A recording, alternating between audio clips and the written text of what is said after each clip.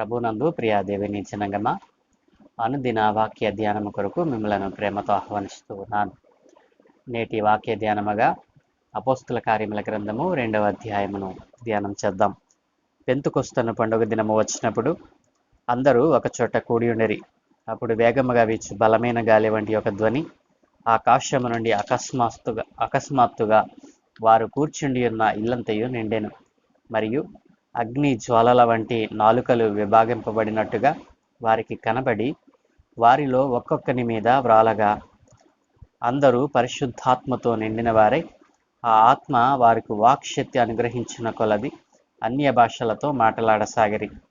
ఆ కాలమున ఆకాశము క్రింద నుండి ప్రతి జనములో నుండి వచ్చిన భక్తి గల యూదులు యెరూషలేములో కాపురముండిరి. ఈ శబ్దము కలుగగా జనులు గుంపులుగా కూడి వచ్చి ప్రతి మనుష్యుడు తన స్వభాషతో వారు మాట్లాడుట విని కలవరపడిరి. అంతటా అందరూ విభ్రాంతి నుండి ఆశ్చర్యపడి, ఇదిగో, మాట్లాడుచున్న వీరందరూ గలిలీయులు కారా? మనలో ప్రతివాడు తాను పుట్టిన దేశపు భాషతో వీరు మాట్లాడుట మనము వినుచున్నామే. ఇదేమి?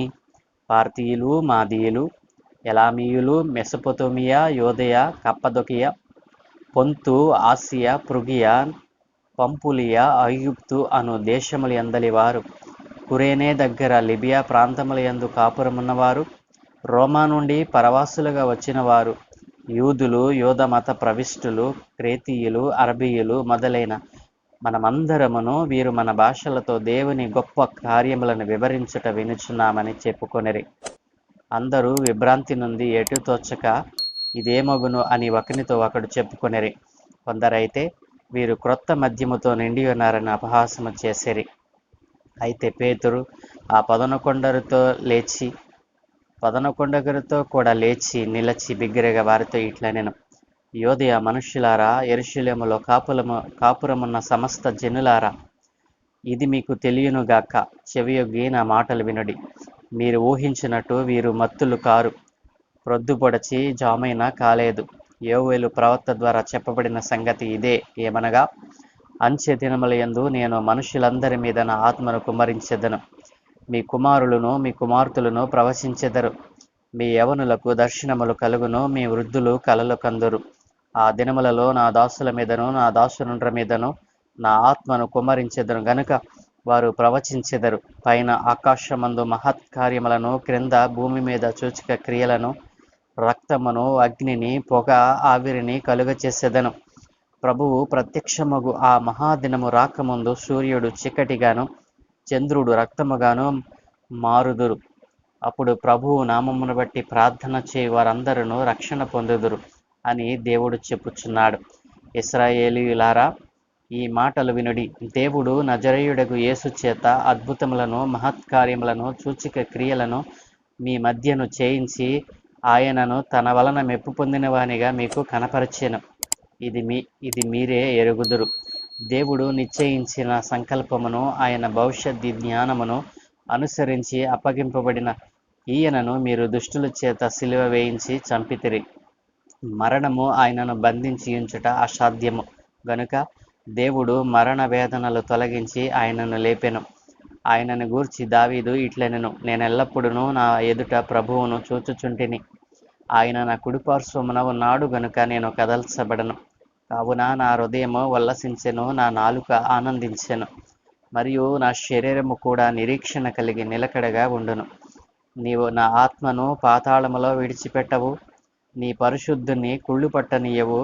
నాకు జీవ మార్గములో తెలిపితివి. నీ దర్శనమును అనుగ్రహించి నన్ను ఉల్లాసముతో నింపెదవు. సహోదరులారా, మూల పురుషుడు అగు దావీదును గూర్చి మీతో నేను ధారాళముగా మాట్లాడవచ్చును. అతడు చనిపోయి సమాధి చేయబడెను. అతని సమాధి నేటి వరకు మన మధ్య ఉన్నది. అతడు ప్రవక్తయ్య ఉండెను గనుక అతని గర్భఫలములో నుండి అతని సింహాసనము మీద ఒకని కూర్చుండబెట్టుదును అని దేవుడు తనతో ప్రమాణపూర్వకముగా ఒట్టు పెట్టుకొనిన సంగతి అతడు ఎరిగి, క్రీస్తు పాతాళములో విడువబడలేదనియు ఆయన శరీరము కుళ్ళిపోలేదనియు దావీదు ముందుగా తెలుసుకొని ఆయన పునరుత్థానమును గూర్చి చెప్పెను. ఈ యేసును దేవుడు లేపెను. దీనికి మేమందరమును సాక్షులము. కాగా ఆయన దేవుని కుడిపార్శ్వమున హెచ్చింపబడి పరిశుద్ధాత్మను గూర్చిన వాగ్దానమును తండ్రి వలన పొందినవాడై మీరు చూచుచూ వినుచున్న దీనిని కృమ్మరించి ఉన్నాడు. దావీదు పరలోకమునకు ఎక్కిపోలేదు, అయితే అతడు నేను నీ శత్రువులను నీ పాదముల క్రింద పాదపీఠముగా ఉంచు వరకు నీవు నా కుడిపార్శ్వమున కూర్చుండమని ప్రభువు నా ప్రభువుతో చెప్పెను. మీరు సిలువ వేసిన ఈ యేసునే దేవుడు ప్రభువుగాను క్రీస్తుగాను నియమించెను. ఇది ఇశ్రాయేలు వంశమంతయు రూఢిగా తెలుసుకొనవలనని చెప్పెను. వారు ఈ మాట విని హృదయములో నొచ్చుకొని, సహోదరులారా, మేమేము చేతుమని పేతురును కడమ అపోస్తులను అడుగగా, పేతురు, మీరు మారు మనసు పొంది పాపక్షమాపణ నిమిత్తము ప్రతివాడు యేసుక్రీస్తు నామమున బాప్తిస్మం పొందుడి, అప్పుడు మీరు పరిశుద్ధాత్మ అను వరము పొందుదురు.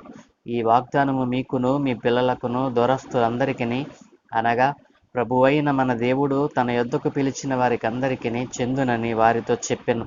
ఇంకను అనేకమైన విధములైన మాటల చేత సాక్ష్యమిచ్చి, మీరు మూర్ఖులకు ఈ తరము వారికి వేరే రక్షణ పొందుడని వారిని హెచ్చరించెను. కాబట్టి అతని వాక్యము అంగీకరించిన వారు బాప్తిస్మం పొందిరి. ఆ దినమందు ఇంచుమించు 3,000 మంది వీరు అపోస్తుల బోధయందును సహవాసమందును రొట్టె విరుచుటయందును ప్రార్థన చేయుటయందును ఎడతెగక ఉండిరి. అప్పుడు ప్రతివానికి భయము కలిగను, మరియు అనేకమైన మహత్కార్యములను సూచక క్రియలను అపోస్తుల ద్వారా జరిగెను. విశ్వసించిన వారందరూ ఏకముగా కూడి తమకు కలిగినదంతయు సమిష్టిగా ఉంచుకొనిరి. ఇదియుగాక వారు తమ స్థిరాస్తులను అమ్మి అందరికీ వారి వారి అక్కర కొలది పంచిపెట్టిరి. మరియు వారు ఏక మనస్కులై ప్రతిదినము దేవాలయములో తప్పక కూడుకొనుచు, ఇంటింటా రొట్టె విరుచుచు దేవుని స్తుతించుచు ప్రజలందరి వలన దయపొందిన వారై మరియు వారు ఏక మనస్కులై ప్రతిదినము దేవాలయములో తప్పక కూడుకొనుచు, ఇంటింటా రొట్టె విరుచుచు దేవుని స్తుతించుచు ప్రజలందరి వలన దయపొందిన వారై ఆనందముతోనూ నిష్కపటమైన హృదయముతోనూ ఆహారము పుచ్చుకొనుచుండిరి. మరియు ప్రభువు రక్షణ పొందుచున్న వారిని అనుదినము వారితో చేర్చుచుండెను. ఆమేన్. ప్రభునందు ప్రియ దేవుని జనాంగమా, చదువుకొనబడిన ఈ లేఖనము నిమిత్తమై ప్రార్థన చేద్దాం. మమ్మల్ని మికిలిగా ప్రేమించుచున్న మా ప్రియ పరలోకపు తండ్రి, సర్వోన్నతుడా, పరిశుద్ధుడా, మీకు స్తోత్రాలు నాయన. ఈ ఉదయకాలమున నీ పాద సన్నిధి చేరే కృపను ఇచ్చినందుకే మీకు స్తోత్రాలు. చదువుకొనబడిన ఈ లేఖనమును మా కొరకు దీవించుమని యేసయ్య నామమున ప్రార్థిస్తున్నాము తండ్రి. ఆమేన్. ప్రభునందు ప్రియ దేవుని జనాంగమా, అపోస్తుల కార్యముల గ్రంథము 2వ అధ్యాయములో యేసు ప్రభులు వారు వారికి సెలవిచ్చినట్లుగా ఆయన ఆరోహణమైన తరువాత వారు మేడగదిలో కనిపెడుతూ ఉండగా, పెంతెకొస్తు అను పండుగ దినమునందు వారు ఏక మనస్సుతో ప్రార్థిస్తూ ఉన్నప్పుడు ఆకాశము నుండి గొప్ప శబ్దము ఆకాశము నుండి తెరవబడి, ఆకాశము అకస్మాత్తుగా తెరవబడి ఆకాశము నుండి పరిశుద్ధాత్మ క్రిందికి దిగి వారి మీద వ్రాలగా, వారు పరిశుద్ధాత్మను పొందుకున్న వారై అన్య భాషలతో మాట్లాడినట్లుగా మనం ఇక్కడ చూడగలం. ప్రభువునందు ప్రియ దేవుని జనాంగమా, 2వ అధ్యాయంలో ఉన్న సారాంశమును మీకు క్లుప్తంగా వివరిస్తాను. 2వ అధ్యాయంలో పెంతెకొస్తు పండుగ దినమునందు యేసు ప్రభుల వారి శిష్యులు కొంతమంది స్త్రీలను వారు ఏక మనసుతో ప్రార్థించగా, ఎడతెగక ప్రార్థించగా సమకూర్చబడినటువంటి 120 మంది ఆ మేడగదిలో పెంతెకొస్తు పండుగ దినమునందు వారు ప్రార్థిస్తూ ఉండగా, ఏ రీతిగా ప్రార్థించారు అనంటే, యేసు ప్రభుల వారిని కేంద్రముగా పెట్టుకొని యేసు ప్రభుల వారిని చెప్పినటువంటి ఆ మాటలను వారు హృదయంలో ఉంచుకొని, ఆ 120 మంది సభ్యులు కలిగినటువంటి ఆ మొదటి సహవాసపు కూడికలు వారందరూ కూడా యేసు ప్రభుల వారిని మధ్య పెట్టుకొని వారందరూ కూడా ఆ మేడగదిలో ప్రార్థిస్తూ ఉండగా, ఎలాగున ప్రార్థించారు అనంటే, ఏక మనస్సుతో ఎడతెగక ప్రార్థన చేశారు. దేనికి ప్రార్థన చేశారు? యేసు ప్రభుల వారు వాగ్దానం చేశాడు, నేను మీ వద్ద నుండి ఎత్తబడిన తరువాత మీకు ఆదరణకర్తను పంపిస్తాను అని. ఆ ఆదరణకర్త అయిన పరిశుద్ధాత్మ దేవుని యొక్క ప్రసన్నతను వారు పొందుకోవటానికి కొద్ది క్షణాలే మిగిలి ఉండగా, మరి వారు ఏక మనస్సుతో ప్రార్థిస్తూ ఉండగా ఆకాశము తెరవబడటయు, ఆకాశము నుండి పరిశుద్ధాత్మ అగ్ని వలె వారి కూడి ఉన్నటువంటి ఆ మేడ గదంతా నిండిపోయిందంటండి. ఆ గది అంతా కూడా మరి మేఘముతో నిండిపోయి మరి అగ్ని జ్వాలలు విభాగింపబడినట్లుగా ప్రతి ఒక్కరి మీద ఎవరైతే మోకరించి ఎడతెగక ఏక మనస్సుతో ప్రార్థిస్తూ ఉన్నారో ఆ 120 మంది సభ్యుల మీద మరి ఆ పరిశుద్ధాత్మ వ్రాలగా వారు పరిశుద్ధాత్మను పొందుకున్న వారై మరి వారికి తెలియనటువంటి అన్య భాషలతో వారు మాట్లాడుతూ దేవుని యొక్క ఆశ్చర్య కార్యములను గురించి వివరిస్తూ ఉన్నారటండి. ఆ విషయాన్ని గమనించినటువంటి అనేక ప్రాంతాల నుండి ఆ పెంతుకొస్తు పండుగ దినం కొరకై మరి యెరూషలేమునకు వచ్చినటువంటి ఆయా భాషలు మాట్లాడేటువంటి వారందరూ కూడా ఇదేమగును అని గొప్ప వింతగా ఉన్నదే, వీరేంటి మన భాషలతో, మన సొంత భాషలతో వీరు మాట్లాడుతూ ఉన్నారేంటి, వీరు గలిలయులు కారా, వీరు చేపలు పెట్టేవారు కారా, వీరు మరి గలిలయ ప్రాంతానికి చెందినటువంటి వారే కదా, వీరు విద్య లేని పామరులు కదా, వీరికి మన భాష ఎలా వస్తూ ఉంది, వీరు దేవుని యొక్క ఆశ్చర్య కార్యములను వివరించటం ఏంటి అని చెప్పి వారిలో అనేక మంది వారిని గూర్చి అభ్యంతరపడతారు. కొందరైతే వీరు మద్యం తాగి మత్తులై ఏదోదో పిచ్చిగా వాగుతున్నారని కూడా అన్నవారు లేకపోలేదు. అయితే పేతురు వారి మధ్య లేచి ఆయన చేసినటువంటి ప్రసంగము ఇక్కడ మనకు కనబడతా ఉంది. పేతురు లేచి మరి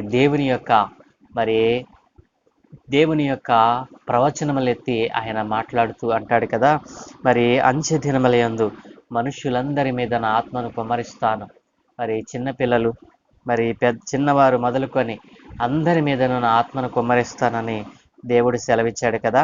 యోవేలు గ్రంథము 3వ అధ్యాయంలో మరి దేవుడు చెప్పినటువంటి అంత్యకాల సంభవాలను గురించి పేతురు భక్తుడు ఇక్కడ ప్రవచనం ఎత్తి వారందరితో మాట్లాడుతూ అంటాడు, మనుషులందరి మీద నా ఆత్మను కుమ్మరిస్తాడు. ఎప్పుడు?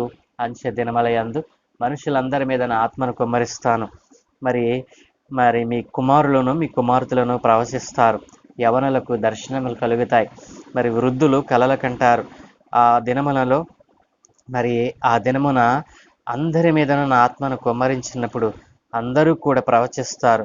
ఆకాశమందును మహత్కార్యములు జరుగుతాయి, భూమి మీద కూడా మరి సూచక క్రియలు జరుగుతాయి.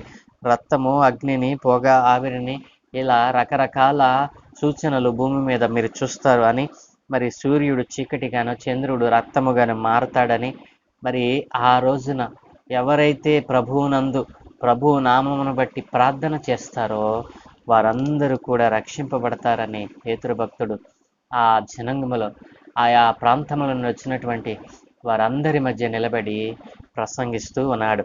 కాబట్టి మరి దేవుడు ఇశ్రాయేలీయులారా, దేవుడు నజరేయుడైన యేసు చేత మరి మీకు ఈ విషయాలన్నిటినీ తెలియచేసినప్పటికీ మీరు ఆయనందు విశ్వాసం ఉంచకపోవడం ఒకటి, మీరు విశ్వాసించకపోగా ఆయనను అన్యులైన దుష్టులైన వారికి అప్పగించి ఆయనను సిలువ వేసి కొట్టారు. అయితే తండ్రి అయిన దేవుడు ఆయనను సిలువ మరణం పొందినంతగా ఆయనను హింసించిన, మరి ఆయనను మరణానికి అప్పగించిన, మరి 24వ వచనములు అంటాడు కదా, మరణము ఆయనను బంధించి ఉంచుట అసాధ్యము గనుక దేవుడు మరణ వేదనలు తొలగించి ఆయనను తిరిగి లేపాడు.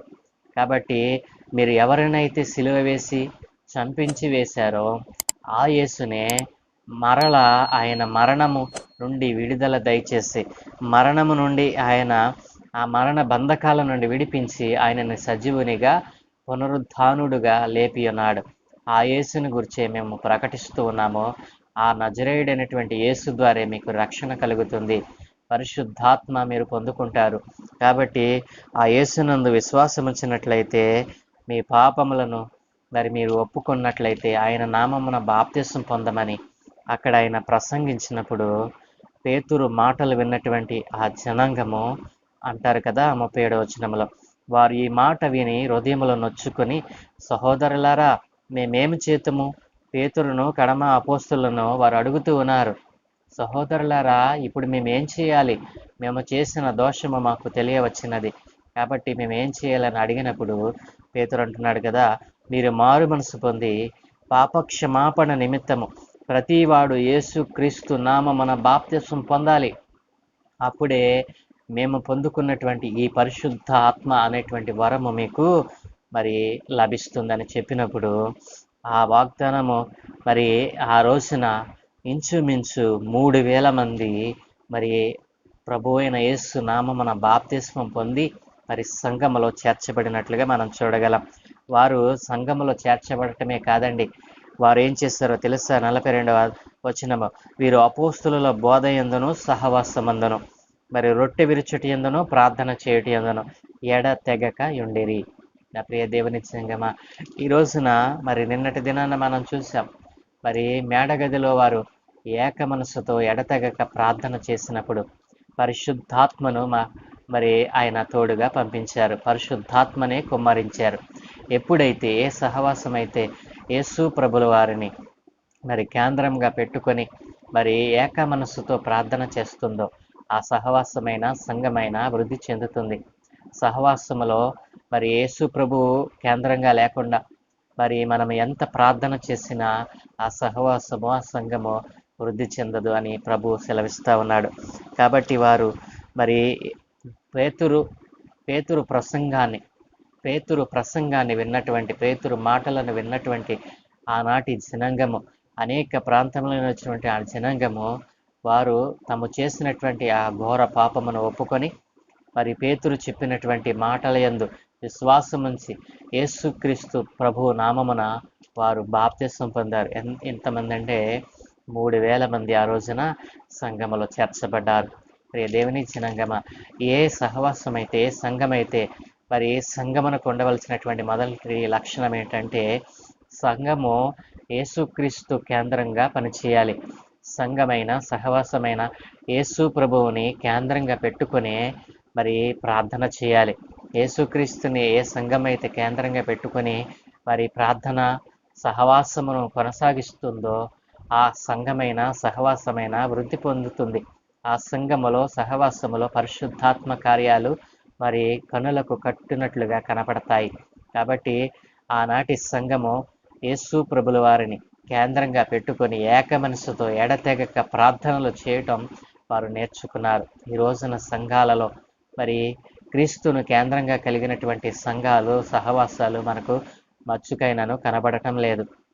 ఇక్కడ మన నేటి సంఘాలను సహవాసాలను మనం ఆలోచన చేసినట్లయితే వ్యక్తి కేంద్రంగా మరి ప్రార్థనలు, వ్యక్తి కేంద్రంగా మరి భజనలు, ఇట్లాంటివి అనేకములు మరి అనేక నూతన ఆధునికమైనటువంటి మరి కార్యాలు తలంపులు సంఘాల్లో ప్రవేశించాయి. వారికి ఎవరికి ఇష్టం వచ్చినట్లుగా వారు ప్రవర్తిస్తూ సంఘములో క్రీస్తును కేంద్రంగా ఉంచుకొనకుండా వ్యక్తి కేంద్రంగా మరి సహవాస ఆరాధనలు ప్రార్థనలు జరిగిస్తూ ఉన్నారు. అలాంటిది మంచిది కాదని దేవుడు సెలవిస్తా ఉన్నాడు. ఏ సంఘం అయితే, ఏ సహవాసం అయితే క్రీస్తును కేంద్రంగా కలిగి ఉంటుందో ఆ సంఘము అంతకంతకు అభివృద్ధి చెందుతుందని, ఆ సంఘములో చేర్చబడిన ప్రతి విశ్వాసి కూడా ఏక మనసును కలిగి ఉంటాడని, మరి ఏ రొట్టె విరుచటి యందునో మరి ఏ సంఘములో సహవాసంలో చేర్చబడినటువంటి ఆ యొక్క విశ్వాసులందరూ కూడా మరి బోధ యందు సహవాసమందు రొట్టె విరుచటి యందు ప్రార్థన చేయటి యందు ఎడతెగని మరి ఏక మనసు కలిగినటువంటి ప్రార్థనా పరులై ఉంటారని దేవుడు సెలవిస్తూ ఉన్నాడు. ఏ సంఘములో ఏ సహవాసములు అయితే క్రీస్తు కేంద్రంగా లేకుండా మరి ఏ ప్రార్థన సహవాసములు జరుగుతూ ఉన్నాయో ఆ సంఘములో మరి ఫలింపు ఉండదని ప్రభు సెలవిస్తూ ఉన్నాడు. కాబట్టి వారందరూ కూడా గొప్ప కార్యములను చేయటానికి, వారందరూ కూడా మరి ఒక్క ప్రసంగానికే అన్ని వేల మంది చేర్చబడితే మరి నీవు ఎన్నో ప్రసంగాలు, నీవు పుట్టినప్పుడు దగ్గర నుండి ఇప్పటి వరకు ఎన్నో ప్రసంగాలను విన్నావు. నీ జీవితంలో మార్పు రాకపోవడానికి గల కారణం ఏంటో ఈ రోజున నీవు పరీక్షించుకోమని ప్రభువు నిన్ను అడుగుతా ఉన్నాడు. ప్రార్థన. మమ్మల్ని మిక్కిలిగా ప్రేమించిన మా ప్రియ పరలోకపు తండ్రి, సర్వోన్నతుడా, పరిశుద్ధుడా, మీకు స్తోత్రాలు నాయన. ఏ మంచి లేని మా జీవితంలో మరొక నూతన దినాన్ని అనుగ్రహించినందుకే మీకు స్తోత్రాలు. అవును తండ్రి, క్రీస్తు కేంద్రంగా లేని ఏ సహవాసమైన సంఘమైన అభివృద్ధి చెందదు అని ఆనాడు ఆది సంఘము ఏ రీతిగా నైనా మిమ్మల్ని కేంద్రముగా పెట్టుకొని వారు ప్రార్థన చేశారు. వారందరూ కూడా ఏక మనస్సు కలిగి అయా నీ యందు విశ్వాసముతో ప్రార్థించినప్పుడు నీ ఆత్మను వారికి కుమ్మరించావునైనా, అనుగ్రహించావునైనా. ఈ రోజున పరిశుద్ధాత్మను పొందకుండా సంఘములో సహవాసములో వ్యర్థముగా నిన్ను ఆరాధించు వారు ఎక్కువైపోయారు. సంఘాలలో సహవాసాలలో క్రీస్తు కేంద్రితమైనటువంటిది కనిపించకుండా పోతా ఉంది నాయన. అలాంటి సంఘాలను సహవాసాలను మీరు ఈ రోజున గద్దించి, మీరు చెప్పినటువంటి మాటల యందు విశ్వాసం ఉంచి, ఇప్పుడైనను అయినా మీ అందు విశ్వాసము కలిగి సంఘాలలో నైనా పరిశుద్ధాత్మ కార్యాలను చవిచూచినట్లుగా సహాయం దయచేయమని నైనా. ఇదిగో తండ్రి, ఈ దినమందు మీరు మాకు ఇచ్చిన ఈ మంచి సమయాన్ని బట్టి మీకు వందనాలు చెల్లిస్తూ, మేము చేయు పనులన్నిటి మీద మీ కనుదృష్టి ఉంచి, మీ ఆత్మను తోడుగా ఉంచి, మీరే మహిమ ఘనత ప్రభావములు పొందుకోమని యేసు ప్రభుల వారి ప్రశస్త నామమున ప్రార్థించి వేడుకుంటూ ఉన్నాము తండ్రి. ఆమేన్, ఆమేన్, ఆమేన్.